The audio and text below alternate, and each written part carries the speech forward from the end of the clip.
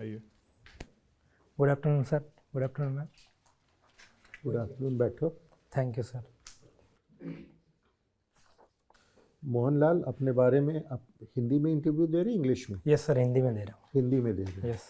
मोहनलाल, अपने बारे में बताइए। सर मेरा नाम मोहनलाल है। मैंने मेरी 10th and 12th Barmer district से की है और उसके पश्चात मैंने 2020 में मेरा ग्रेजुएशन और post graduation as integrated BSc MSc chemistry से आईआईटी खड़गपुर से पास आउट किया है। और सर उसके बाद मैंने करीब 1.5 वर्ष जैग इंडिया प्राइवेट लिमिटेड कंपनी और पिछले 1 वर्ष से मैं कोर्सेरो कंपनी में as a subject expert matter के रूप में कार्य कर रहा हूँ। और सर इसी वर्ष मैं राजस्थान प्रशासनिक सेवा में चयनित हुआ हूँ और मेरा जॉब एलोकेशन अभी बाकी है। Very good. तो आपने राजस्थान के प्रशासनिक सेवा में जब आपने क्वालिफाई कर लिया तो आप क्यों कोशिश कर रहे हो आईएएस आईपीएस की? सर इसका पहला रीज़न यह है कि जो मेरी रैंक है उस हिसाब से मुझे सबऑर्डिनेट सर्विस मिलेगी, जो कि अगर ग्रेड पे के हिसाब से देखा जाए तो 4200 ग्रेड पे का है। तो योर पॉइंट ठीक है। सो मोहनलाल, आपकी उम्र हो गई, उम्र तो अभी कम है आपकी, 25 साल। सर 26 ईयर्स अभी 1 जनवरी को जस्ट हो गया। 1/1/98 का आपका बर्थ है। यस। केमिस्ट्री में कब किया आपने केमिस्ट्री? सर 2020 में मैं पास आउट हुआ। 2020। और Yes. उसके बाद आप फिर जॉब में आ गए? Yes sir. तो अभी आपने जॉब छोड़ दिया है? सर अभी मेरा चल रहा है, मैं अभी रिज़ाइन करने का सोच रहा हूँ। ओके। Yes sir. और आपकी ऑप्शनल क्या थी? सर मेरा केमिस्ट्री है अच्छा, ऑप्शनल। केमिस्ट्री लेके आपने इम्तहान दिया। Yes sir. Very good. और आपकी प्रेफरेंसेस क्या है? सर आईएएस है फर्स्ट पे, सेकंड पे आईपीएस है, थर्ड पे आईएफएस है, फोर्थ पे आईआरएस कस्टम्स है और फिफ्थ पे आईआरएस आईटी है। फिर सर आईडीएएस है और आईआरएमएस है। हमारे देश के ईस्ट में बांग्लादेश है, वेस्ट में पाकिस्तान है और बीच में हम हैं। तीनों देश में इलेक्शंस होने वाले हैं। Yes sir. कब कब होने वाले हैं, जल्दी जल्दी बताइए। सर तीनों देश के 2024 में इलेक्शन होंगे और भारत का अप्रैल मई में होगा।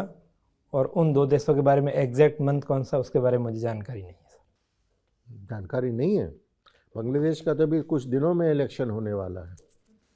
सर मैंने न्यूज़पेपर में ये न्यूज़ देखी नहीं, इसके लिए मैं क्षमा चाहूँगा। मुझे आप जानकारी। अखबार पढ़ते हो? अब तो राजस्थान प्रशासनिक सेवा में उत्तीर्ण हुए हो, यस सर। तो अखबार तो पढ़ते ही होगे। यस सर मैं पढ़ता हूँ। तो ये खबर नहीं पढ़ी आपने? सर हो सकता है मेरे से मिस हो गई हो ये खबर। तो पाकिस्तान में? सर डेट मुझे उनके बारे में भी आइडिया नहीं है। अच्छा। इंडिया में इलेक्शन कब होगा?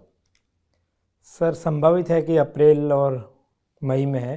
इन 2 महीने में अलग अलग फेज़ में चुनाव आयोग है वो करवा संभावित क्यों?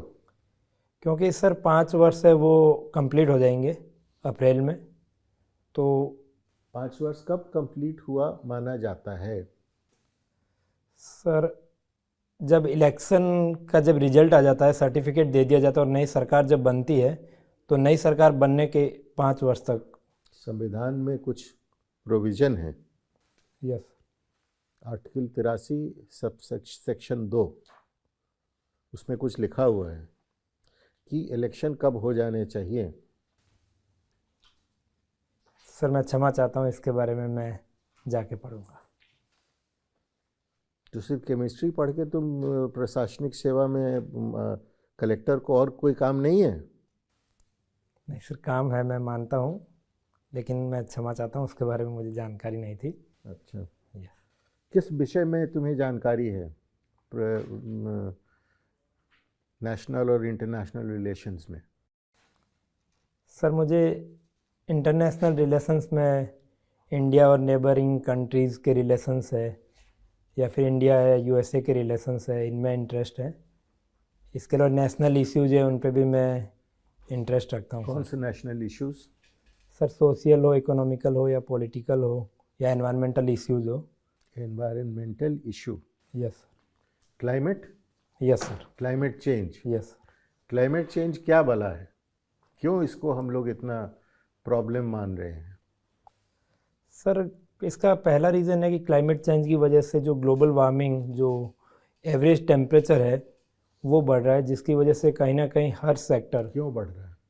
सर क्योंकि जो CO2 की जो इमिशंस है वो, जो उसकी सांद्रता है और कंसंट्रेशन है वो बढ़ रही है। उसकी वजह से जो वापस पार्थिव विकिरणें हैं जो पृथ्वी से टकरा के वापस एनवायरनमेंट में जा रही है वो अवशोषित हो जाती है, और उसकी वजह से जो टेम्परेचर है वो बढ़ जाता है एनवायरनमेंट का।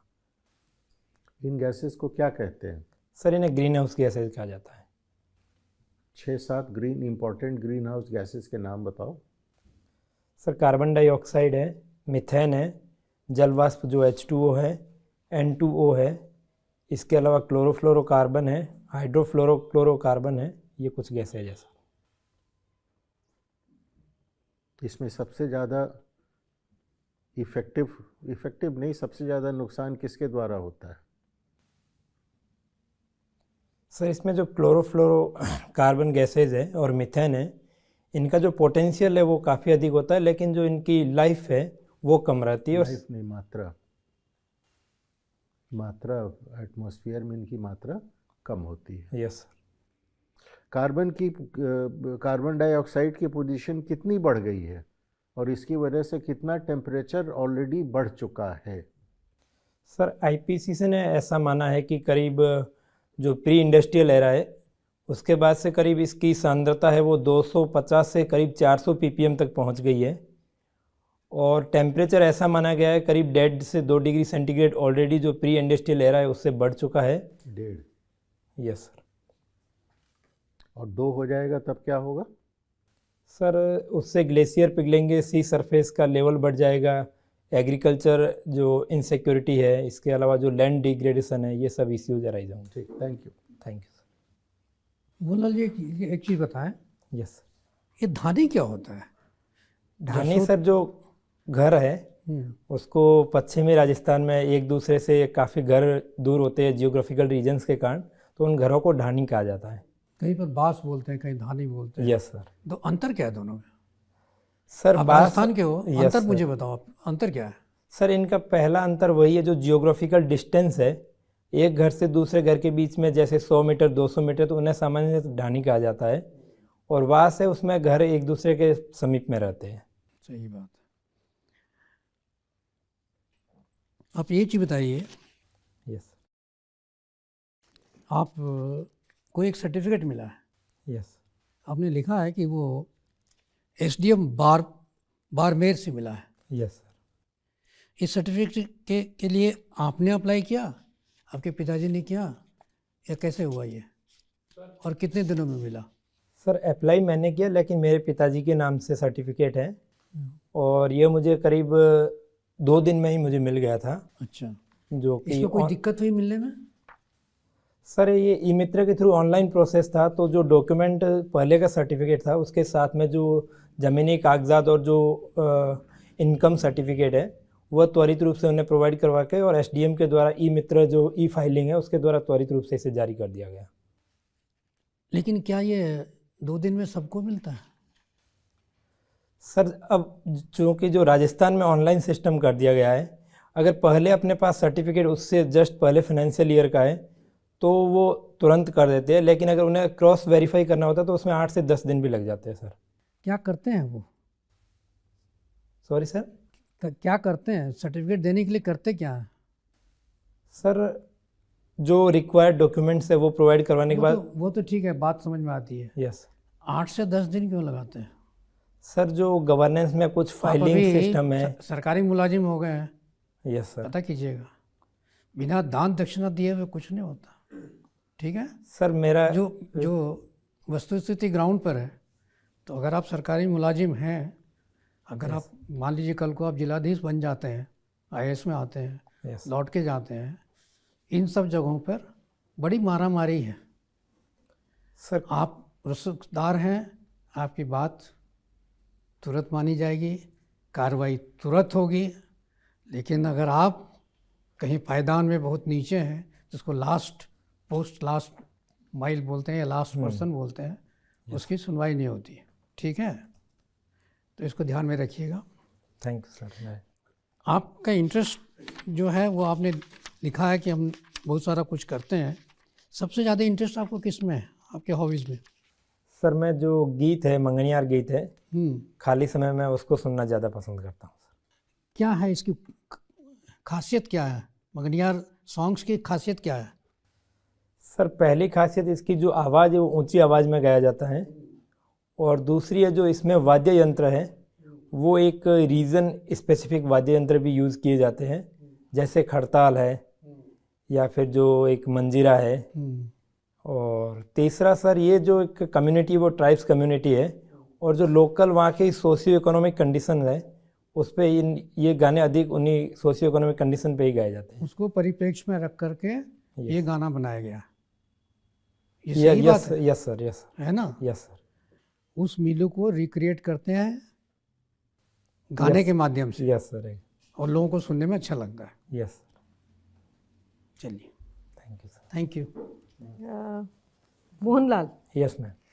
आपने कहा आपको विदेश नीति, इंटरनेशनल रिलेशंस में इंटरेस्ट है, यस मैम। राइट? अच्छा, 26 जनवरी को भारत में हम किसी न किसी डिग्निटरी को बुलाते हैं, हाँ? यस इस बार किसको बुलाए? मैम जहाँ तक मैं याद कर पा रहा हूँ, फ्रांस के जो राष्ट्रपति है वो इस बार गेस्ट के रूप में बुलाए जा रहे हैं। उनका नाम क्या है? Ma'am Emmanuel Macron. Okay. Yes. France का इम्पोर्टेंस क्या है भारत के साथ रिलेशनशिप का? मैम डिफेंस में भारत और फ्रांस का देखा जाए तो राफेल डील है, और इसके अलावा टेक्नोलॉजी में देखा जाए तो दोनों देश जो क्लीन टेक्नोलॉजी है उसमें इन्वेस्टमेंट फ्रांस है जो इंडिया में कर रहा है। इसके अलावा इंटरनेशनल रिलेशन पे जैसे इंटरनेशनल सोलर अलायंस है, या फिर जो अभी G20 के दौरान इंडिया मिडल ईस्ट यूरोप को इकोनॉमिक कॉरिडोर है तो उसमें भी फ्रांस पार्टिसिपेट कर रहा है। इसके अलावा डिजास्टर मैनेजमेंट में CDRA जो भारत का इनिशिएटिव है उसमें भी फ्रांस पार्टिसिपेट कर रहा है। और इकोनॉमिक पे देखा जाए तो दोनों देशों के बीच करीब $10 बिलियन से अधिक का ट्रेड भी है, और दोनों देशों के बीच में फ्री ट्रेड एग्रीमेंट पे वार्ता भी चल रही है। तो ओवरऑल मुझे लगता है कि भारत और फ्रांस के बीच में काफ़ी सकारात्मक और एक प्रगतिशील संबंध है जो एक नई ऊंचाइयों तक जा सकते हैं दोनों देश के डेमोक्रेटिक वैल्यूज़ के आधार पर भी। आपको याद है पिछले साल 26 जनवरी में कौन आए थे स्पेशल गेस्ट? मैम मैं जहाँ तक रिकॉल कर पा रहा हूँ आसियान कंट्रीज़ के जो लीडर्स थे। वो काफ़ी पहले हुआ था। अच्छा ये बताइए, हेनरी किसिंजर कौन थे? हेनरी किसिंजर, उनका नाम अभी अखबारों में बहुत आया है। हेनरी किसिंजर के बारे में नहीं पता है? हाँ, US के सेक्रेटरी ऑफ स्टेट थे। Sorry ma'am. 71 वॉर के बारे में क्यों कहा जाता है कि 71 में जो युद्ध हुआ वो हमारे एक सबसे बड़ा डिप्लोमेटिक चैप्टर में जो सबसे अच्छा एक चैप्टर है डिप्लोमेटिक हिस्ट्री में, क्यों, क्या था ये? सर भारत ने जो पाकिस्तान को इसमें हराया था और बांग्लादेश एक नए देश के रूप में उदय हुआ। काफ़ी वेस्टर्न कंट्रीज जैसे USA के द्वारा भी काफ़ी अपोज किया गया, लेकिन भारत ने अपनी जो रणनीतिक स्वायत्ता है उसको बरकरार रखकर एक ऐसा स्टेप उठाया जिसने पूरे विश्व में भारत की जो एक डिप्लोमेटिक पावर है उसको सुदृढ़ किया। भारत के साथ कोई देश था भारत के साथ, या भारत ने अकेले ही इसको किया? मैम इसमें जो USSR था उसका भारत को सपोर्ट था, और इस युद्ध में USSR ने भारत को सपोर्ट इनडायरेक्टली किया था, लेकिन डायरेक्टली इस वॉर में इंडिया एक ही था और किसी देश का कोई डायरेक्टली सपोर्ट नहीं था। इंडो पैसिफिक ओशंस इनिशिएटिव क्या है? मैम ये इंडियन ओशियन और पैसिफिक ओशियंस की जो कंट्रीज़ है जो ना, मैं स्पेसिफिकली IPOI पूछ रही हूँ, इंडो पैसिफिक ओशंस इनिशिएटिव। ये भारत का एक इनिशिएटिव है, आपने इसके बारे में सुना है? यस मैम, जो इंडिया की जो एक सेंट्रल पावर के रूप में या जो एक नेट सिक्योरिटी प्रोवाइडर के रूप में इंडियन ओशियन और जो इंडो पैसिफिक रीजन है उसमें अपनी नेट सिक्योरिटी प्रोवाइडर के रूप में कार्य करने के लिए इनिशिएटिव स्टार्ट किया है, जिसमें सागर सिक्योरिटी है, इसके अलावा ट्रेड सिक्योरिटी है और डिफेंस है, उसमें भारत है वो लीड कर रहा है। वो तो आप इंडो पैसिफिक के बारे में कह रहे हैं, हाँ? ये है एक इनिशिएटिव जिसमें 7 पिलर्स हैं, इसके बारे में आपने सुना है? 7 अलग अलग सेक्टर्स में इनिशिएटिव है, पढ़ लीजिए। सॉरी मैम, ठीक मैं याद नहीं कर पा। ठीक, थैंक यू। Thank you. आपके फादर के पास 10 एकड़ इरिगेटेड लैंड है, यस सर। कौन सी फसल उगाते हैं? सर जो खरीफ में है वो बाजरा ग्वार उगाया जाता है, और रबी में इरिगेशन के द्वारा जीरा और इसबगोल उगाया जाता है। ओके, तो सिंचाई कैसे करते हैं? सर ट्यूबवेल है तो उसके द्वारा सिंचाई की जाती है। कैसे सिंचाई करते हैं? खेत में पानी भर देते हैं? नहीं सर, ड्रिप इरिगेशन है, जो बूंद बूंद सिंचाई है उसके द्वारा किया जाता है, फव्वारा पद्धति से। फव्वारा प्रगति से कि ड्रिप से? दोनों अलग हैं। सर दोनों, जैसे एक टैंक के द्वारा ड्रिप से भी किया जाता है और फव्वारा पद्धति है, वो दोनों का उपयोग करके किया जाता है। ड्रिप से कौन सी फसल करते हो? सर अरंडी है, उसको उगाया जाता है ड्रिप से। अच्छा, और उसी खेत में फिर? सर जो खेत का कुछ पार्ट है उसमें अरंडी है, वो ड्रिप इरिगेशन से उगाया जाता है, और बाकी जो पाइप और फव्वारा है उससे जीरा और इसबगोल उगाया जाता है, और कभी कभार मेथी है, ऐसी। अगर ऊंचा नीचा है तो कौन सी सिंचाई प्रणाली यूज़ करनी चाहिए? सर जो फव्वारा पद्धति है वो ज़्यादा बेटर है। ड्रिप के द्वारा जो पानी का लेवल है वो एक समान नहीं रह पाएगा, तो फव्वारा पद्धति है वो ज़्यादा बेटर है। आपने खेत तालाब के बारे में सुना? यस। तो खेत तालाब के क्या प्लस हैं, क्या माइनस हैं? सर जो खेत तालाब है वो प्लस है कि एक नेचुरल वाटर कंजर्वेशन सिस्टम है, दूसरा है एक नेचुरल इरिगेशन सिस्टम प्रोवाइड कर सकता है, जो कि फार्मर इनकम स्टेबिलिटी है उसको बढ़ा सकता है। इसके अलावा जो करते क्या हैं खेत तालाब में, करते क्या हैं? सर जो नेचुरल कंजर्वेशन है, जैसे खडीन है, या फिर जो छोटे छोटे जो नाले बनाए जाते हैं उसके द्वारा पानी का कंजर्वेशन किया जाता है खेत तालाब में। मतलब? जो वाटर कंजर्वेशन है, जैसे सामान्यतः खेतों में जैसे छोटे एनीकेट बांध बनाए जाते हैं, तो उन्हें सामान्यतः, जहाँ तक मैं समझ पा रहा हूँ, उन्हें खेत तालाब बोला जाता है। खेत में ही छोटा सा हिस्सा तालाब का कर लिया, यस। तो उसमें पानी स्टोर कर लिया, है ना? गहरा भी हो सकता है, खड्डा भी हो सकता है। यस सर, जो गहरे होते हैं उन्हें टाँका बोला जाता है, सामान्यतः जो कम साइज का रहता है। तो आपके खेत में है खेत तालाब? टाँके बनाए गए हैं, और जो छोटी जो एक डिग्गी बोला जाता है वाटर कंजर्वेशन के लिए, वो भी बनाई गई है। अच्छा, तो इन सब के उपयोग से कितना प्रतिशत जल बच जाता है? सर जो स्टडीज़ है उससे ऐसा माना जाता है कि 60 से 70% जल है वो इन जो माइक्रो इरिगेशन सिस्टम है उससे बचाया जा सकता है। तो आपको लगता है कि ये कार्य करने योग्य है?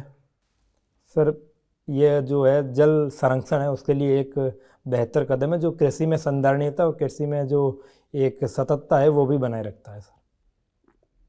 तो जो आप ब्यूरोक्रेट हो, मान लो किसी इलाके में जाते हो, आपके राजस्थान में ही हुआ है, यस। जहाँ पर जब राजस्थान नहर आ गई, उसमें पानी आ गया, यस। तो वहाँ के इलाके में क्या समस्या आई है? सर जो इंदिरा गांधी नहर आई है वहाँ जो सैम की समस्या है, भूमि का लवणीकरण है, वो काफ़ी बड़े स्तर पर हुआ है, तो लैंड डिग्रेडेशन है वो काफ़ी बड़ी समस्या है। इसके अलावा इसके अगर फ़ायदे भी हुए, जैसे मरुस्थलीकरण को रोकने में भी कहीं ना कहीं ये हेल्पफुल भी है। तो ये लैंड जो है वो सैलिनेशन हो गया। यस। अब इसका क्या किया जाए? अब एक समस्या और खड़ी हो गई है। सर इसके लिए जैसे जिप्सम का प्रयोग है वो किया जा रहा है।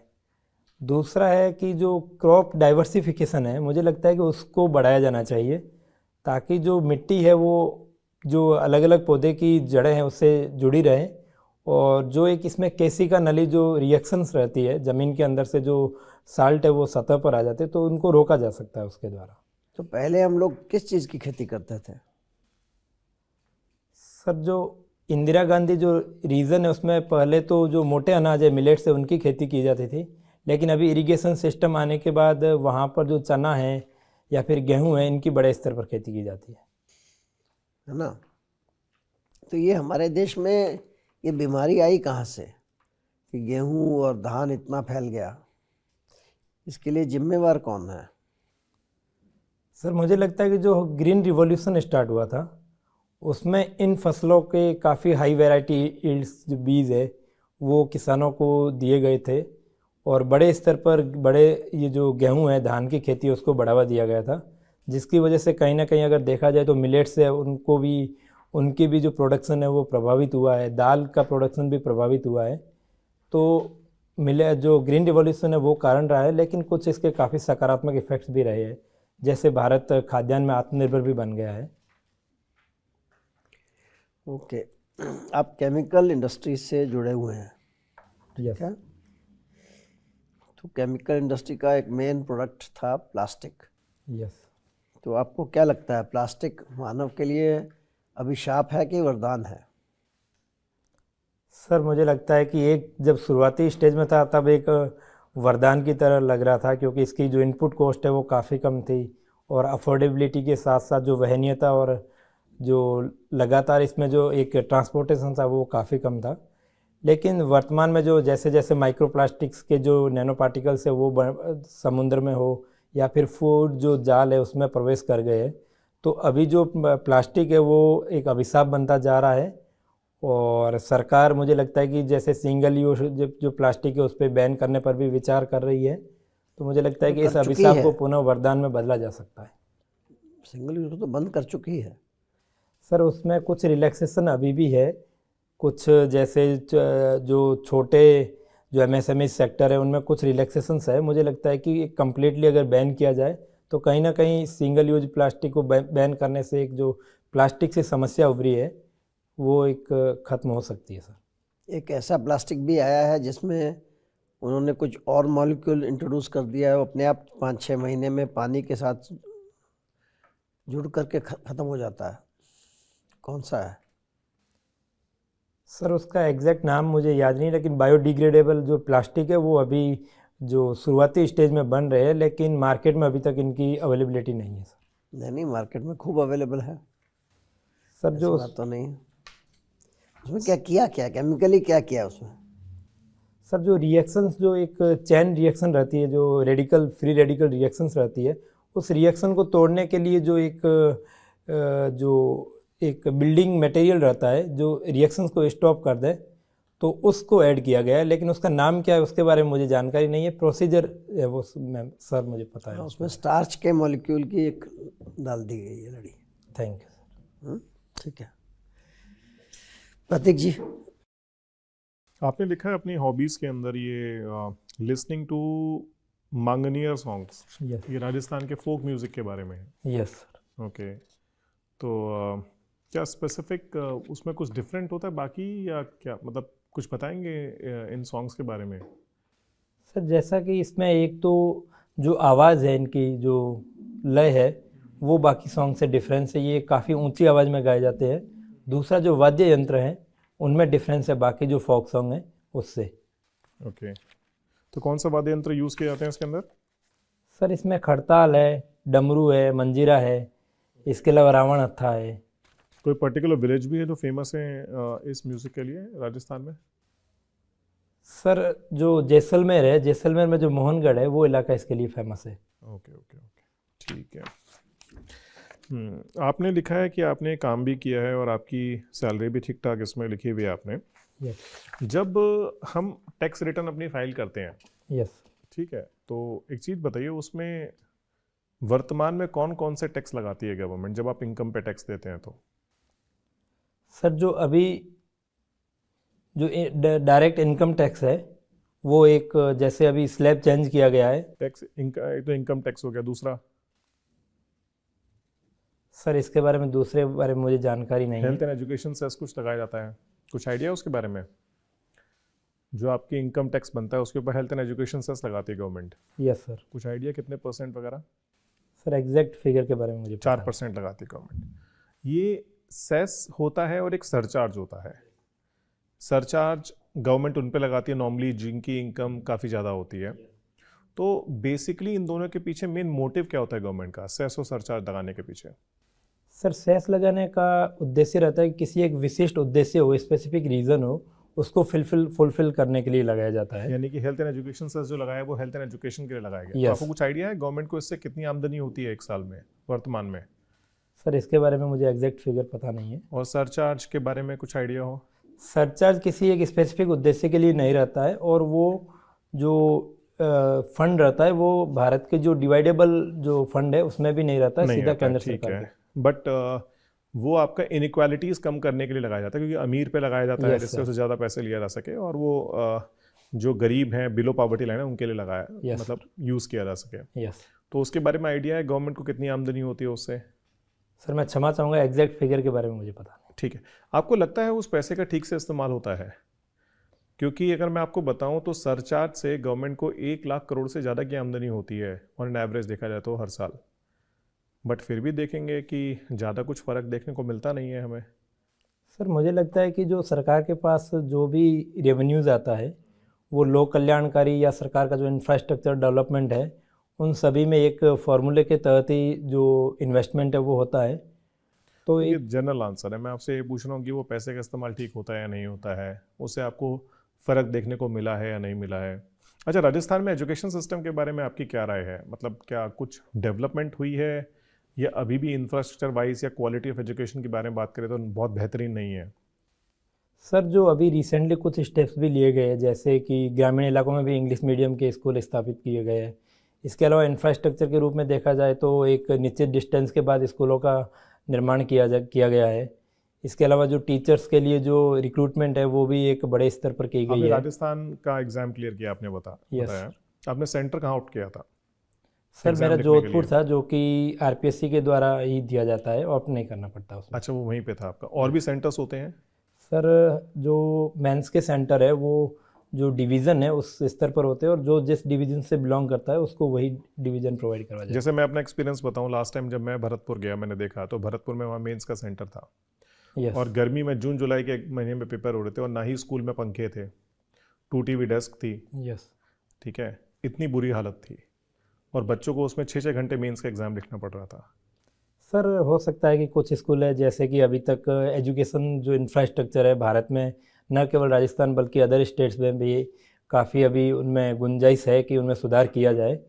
मैं आशा करता हूं कि सरकारें हैं और जो इसमें इन्वेस्टमेंट है एजुकेशन जो ठीक है। सेक्टर है, न्यू एजुकेशन पॉलिसी के अनुरूप चलिए, हो। आशा करते हैं आप। ठीक है, थैंक यू। कोल्ड फ्यूजन क्या है? सॉरी सर, इसके बारे में मुझे जानकारी नहीं। केमिस्ट्री से रिलेटेड है। मैकमोहन लाइन कहाँ से शुरू होती है और कहाँ ख़त्म होती है? सर, जो मैकमोहन लाइन है वो भारत और चीन के बीच में जो पूर्वी इलाका है, जैसे अरुणाचल प्रदेश है, और वो रीजन है जो पूर्वी बॉर्डर है उसके बीच की है। ये कहाँ से कहीं से शुरू होकर कहीं ख़त्म तो होती होगी। सर, एग्जैक्ट जो लोकेशन का नाम है वो मुझे पता नहीं है। चलिए, तो मोहनलाल जी आप थोड़ा वेट कर लीजिए, आपको बुला के आपको अपनी फीडबैक देते ओके, हैं। Thank you sir, thank you ma'am.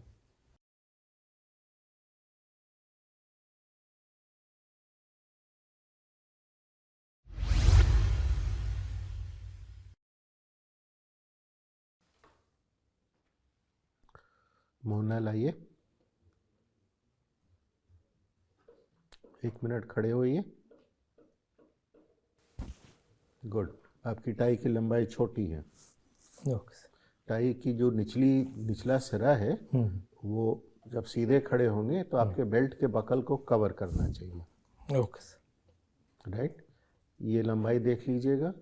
आपकी टाई की नॉट बाईं तरफ चली गई है, वो बीच में होनी चाहिए। Okay sir. ठीक है।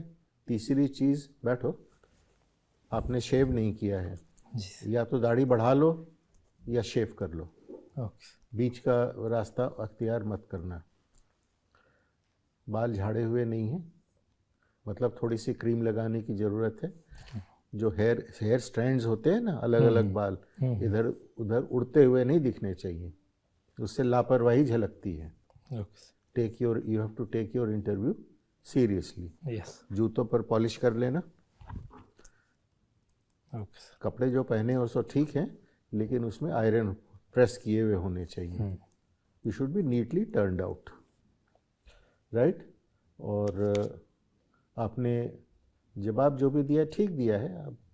आप आर्टिकुलेट हो, बातचीत कर सकते हो, सब कर सकते हो, लेकिन कुछ चीज़ों की नॉलेज में कमी है। इंटरव्यू कब है? 31 जनवरी। 31 जनवरी, तो अभी 3 हफ्ते 4 हफ्ते 3.5 हफ्ते हैं, समय है तुम्हारे पास। क्या क्या सवाल आ सकते हैं, इन सवालों का सोच समझ के डेप्थ से सवाल पूछे जाएंगे, करंट डेवलपमेंट से सवाल पूछे जाएंगे। इन सवालों का जवाब तैयार करके और उसको आईने के सामने खड़े होकर बोलने की कोशिश करो, उससे प्रैक्टिस हो जाएगी। बोलोगे तो याद हो जाएंगे।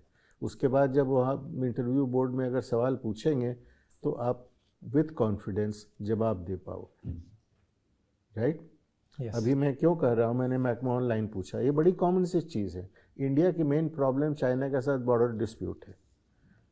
अगर कभी इस पर चर्चा उठी, मोर ऑफन देन नॉट ये सवाल पूछा जाएगा। और एक आदमी जो पढ़ा लिखा है, आईआईटी का इंजीनियर है और राजस्थान के प्रीमियर सर्विस में आ गया है, he is suppose to know, if you don't know it might go against you. Okay. दोनों पता होना चाहिए आपको।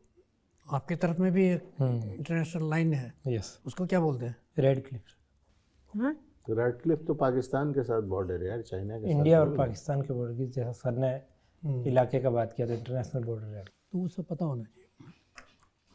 ठीक है। और एक और चीज़ है, आपने IAS IPS IFS दिया है, IFS में जो ट्रबल स्पॉट्स हैं, इंटरनेशनल ट्रबल स्पॉट्स, उसके बारे में जानकारी हो, इसके पढ़ लेना। इज़राइल हमस वॉर जो है, यूक्रेन वॉर है, प्लस रेड सी में अभी अगर वो जो ट्रेड बंद हो गया, शिप का आना जाना बंद हो गया, आजकल पनामा कनाल में भी सुन रहे हैं कि वहाँ भी कुछ प्रॉब्लम हो रही है, पानी की कमी हो गई है। तो ये सब होगा तो इससे बहुत प्रॉब्लम बढ़ेंगे। इन सब चीज़ों के बारे में तुम्हें जानकारी होनी चाहिए। Yes sir. Criminal law introduce हुए हैं नए, उसमें क्या नई नई चीज़ें हैं, that you should know, right? Election के बारे में, इंडिया में इलेक्शन कब होने वाला है, क्यों इस तारीख के पहले होगा, जो मैं कह रहा था, that you should know, right? Yes sir. कुछ पूछना है तुम्हें? सर यही था, बाकी बोलने का जो एक शैली है वो नहीं, कुछ बोलने की शैली formal- ठीक है। इन 3 हफ्तों में तुम लैंग्वेज को नहीं इम्प्रूव कर सकते हो तो वो ठीक है। तुम मतलब बातचीत करने के समय बोलने का तुम्हारा ढंग ठीक है,